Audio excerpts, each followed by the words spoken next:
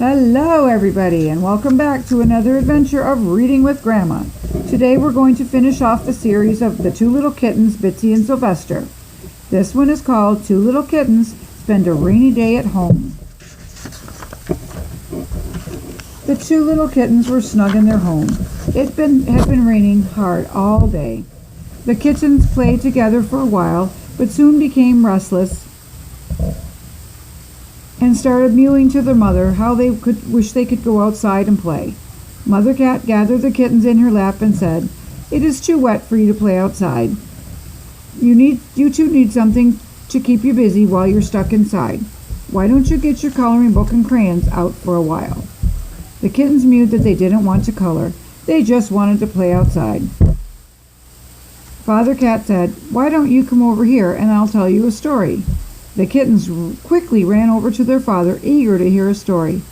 Mother Cat sighed with relief. "Oh, maybe that will distract the kittens, at least for a little while." Father Cat snuggled the children together in his lap. He told them the story about he had gotten caught in a mousetrap when he was a young kitten. He said the mousetrap had been set to catch a mouse. Instead, as I was walking over to the small hole in the bedroom wall, I didn't see that darn mousetrap until I stepped right on top of it, catching my paw in it. He related how the trap had sprung closed on his paw, and how he had yelled and yowled until finally the father of the house came and unsprung it, freeing his paw. He told him how nice Mr. Sharpson had been to him, rubbing his paw until it began to feel better. Then he had gently laid him down on an old pillow in the corner of the dining room, petting him for a few minutes, and that had soothed him a little bit more. He said he had curled up on the pillow and was soon as fast asleep, dreaming of catching that mouse himself. Over and over Mr. Sharpson had set the trap, each time putting a small piece of meat in it, but over and over the trap had been sprung, but no mouse had ever been caught in it. "Did you ever catch the mouse?" the children asked. Their father continued the story, saying that it was a few days later, lying on his pillow, sound asleep, when he felt something brush past him. As he opened his eyes, a flash of gray streaked by. Before he had gotten fully awake, that darn mouse was gone. Father Cat told the kittens he had gotten up and looked all around, but it had gotten back into its hole before he could grab it. Father Cat continued his story, saying, "I waited by that mouse hole for a long time, but that mouse didn't come out. I figured that the mouse had to come out sometime. He said he had just bided his time and said to himself that he would catch that mouse the next time he came out. But the mouse hadn't come out. He said to himself that he would wait until everyone, including the cat, was fast asleep, and then he would tiptoe out of his hole and scamper into the kitchen to see if he could find something to eat. So later that night, when everyone was asleep, including the cat, the mouse started out of its hole." And there it is, avoiding that trap and running right by.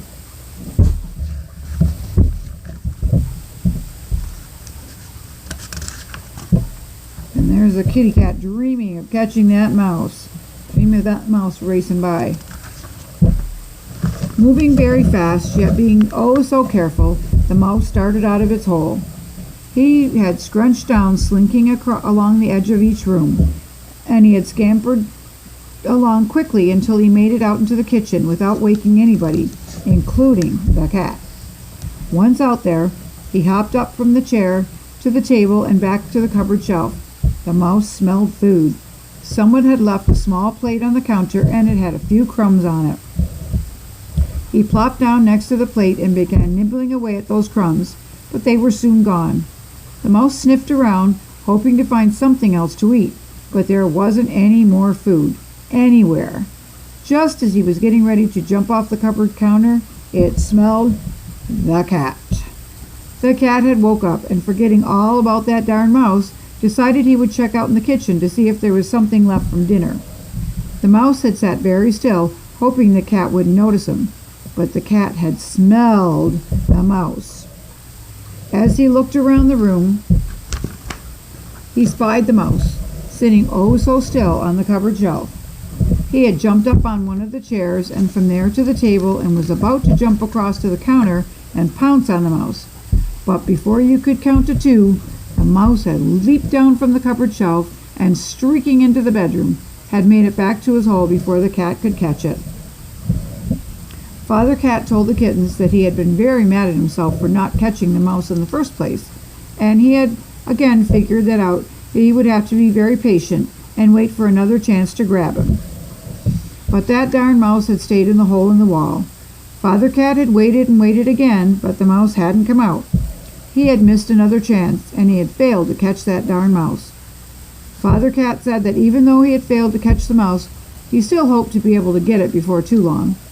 He told him that he hadn't wanted to disappoint the Sharpson family, so he would just have to find a way to catch that darn mouse. But in the meantime, the days turned sunny and warm again. The 2 cats took their kittens outside and walked around the yard, then over to the big field next door. Everyone enjoyed being outside in the fresh air. The cat family didn't like being cooped up inside, even for a couple of days. They were glad to finally be able to get outdoors and get some fresh air. They all loved being outside, as long as it wasn't raining. As they walked along, Sylvester looked up at the swing and decided he'd hop up onto it and swing for a while. He had watched the children of the house swinging, and they seemed to enjoy it, so he decided to try it. With one swift leap, he landed on the swing, but as he did, the swing moved a little, scaring Sylvester half to death. He let out a loud meow. Mother Cat turned around and saw the little kitten on the swing, which by then had stopped moving, but Sylvester was afraid to move. Father Cat walked over to the swing and told the kitten to jump down now that the swing had stopped moving. So Sylvester scrunched up. There's Sylvester stuck on the swing. He scrunched up his eyes real tight and jumped, landing on the ground with a soft plop. He sure was glad to be down on the ground again. He didn't think he would try that again. It hadn't been as much fun as he thought. As the cat family walked through the field next door, they came across worms and spiders and all sorts of creepy things. Mother and Father Cat told their children what was dangerous and what was not. They said there was a lot to learn. As the days went by, they would be learning something new, and before long they would know everything their parents were able to teach them. But the next day it was raining again. The kittens mewed, "Is it ever going to stop raining?" Mother Cat said she didn't know. They would just have to wait until it stopped before they were able to go outside again. It rained for several days straight. Everyone was on edge. Being stuck in the house for so long, the kittens mewed over and over. Would they ever be able to go outside again? Mother Cat said, "Let's hope the rain stops soon. I don't like being stuck in the house day after day either." But the kittens just mewed and mewed some more. Mother Cat told them to stop that whining and find something to keep them busy.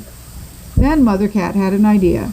She went into the bedroom and, reaching up, brought a rather large box down from one of the shelves in the closet.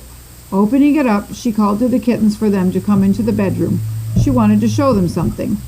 She took out several hats to show the kittens, and then she opened one of the dresser drawers and pulled out some old jewelry and several purses that she had put there. When the kittens came into the bedroom, they looked at everything their mother had brought out for them to play with. Bitsy mewed to her mother that there was a lot of stuff that looked interesting. She thought it would be fun to play with all those things. Before Mother Cat could take one step away, the kittens were pulling more old hats out of the box, trying them on one after another. Even Sylvester was trying on some of the floppy hats. Bitsy draped several strands of beads around her neck and, putting on a big floppy hat, mewed to her mother. "How do I look?"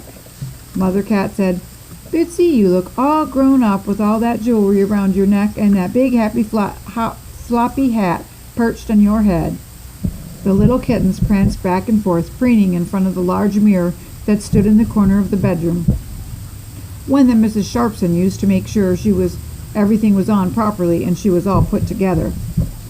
Bitsy went up closer to the mirror and looked at herself again, turning this way and that way. She mewed softly to herself that she looked all grown up, and she even asked her brother if he thought she looked grown up. As Sylvester had looked on, He thought to himself that she looked kind of silly, but to his sister he said, "Well, maybe." Then, looking into the box again, Sylvester found an old hat that belonged to Mr. Sharpson. He put it on his head, and then it was his turn to preen and turn this way or that, looking at his image in the big mirror. He thought he looked grown up too. And there is Bitsy all dressed up in her fine hat. Pages are stuck together today. There we go. He was tempted to try on one of the girls' hats again, but decided it just wouldn't look good for a boy cat or even a boy kitten to do. He would stick with the man's hat, and he certainly wasn't going to put on any jewelry around his neck. That was strictly for the girls. The kitten spent the rest of their day playing with all those things, especially Bitsy. She was sure having lots of fun changing back and forth with all the different hats and jewelry. All those things to play with had taken the kitten's mind off the rainy days, at least for a little while. The days soon turned sunny and warm again. The rain had stopped, finally, and that meant the little kittens could go outside and play, even though everything was still wet. As they came out the door, the kittens looked around and saw there were lots of puddles from all that rain. Sylvester thought it might be hard to walk around without stepping in any of them. The kittens did not like getting their paws wet. Then they looked across the yard and saw a cute puppy next door slapping at one of the puddles. He looked like he was having fun. Then they saw a cute little yellow duckling. Bitsy asked Sylvester where he thought that little duckling came from. At first he said he didn't know, and then he remembered that there was a big goose. His mother told him that that's what it was. And some baby ducklings lived next door. They also had a flock of chickens. The kittens had said to one another that they thought those chickens made an awful lot of noise sometimes. When the cats or kittens mewed, they didn't make near that much noise. It sure looked like that puppy was having fun. So the kittens asked him if he liked splashing around in the puddles. The puppy had said he thought it was a lot of fun, and then he told them he had gone up and down the street after it had stopped raining, splashing in all the puddles he found. He said he liked to play in all the little puddles he found here and there. Sylvester said that although it looked like fun, he didn't think he'd try it. Cats and kittens did not like to get their paws or any part of themselves wet. They didn't like water at all, except maybe a little to drink now and then. There's the puppy splashing in the puddles with the little baby duck. Kittens are sleeping, dreaming of their adventures of the day. Before the kittens realized it, the day was almost over and it was getting dark. Mother Cat said it was time to go in and have their supper and then get settled down on the pillows for the night. Father Cat scratched at the door and Mrs. Sharpson opened it to let them in. They all scampered into the kitchen and saw that their bowls were filled with their favorite cat food, so they settled down to eat. When they had cleaned up every scrap of food, the cat family trotted off into the bedroom and curled up on their pillows. They were all fast asleep quicker than you can say scat, and each cat and kitten dreamed about their favorite thing. Who knows what they were dreaming about? What do you think each cat and kitten dreamed? On the page where the cat is sleeping, maybe you can draw or write what you think that the cat or kittens were dreaming about. Have fun. I hope you enjoyed this story about the adventures of the cat family. Now, I know you all can't draw on the picture that I showed you of the cats sleeping and dreaming, but you can leave a comment and let me know what you thought the kittens were dreaming about, and I'll be sure to answer you, and we can compare what we think. I think they were dreaming about their adventures outside in the rain and in the puddles and meeting the dog, that kind of thing. Y'all let me know what you think.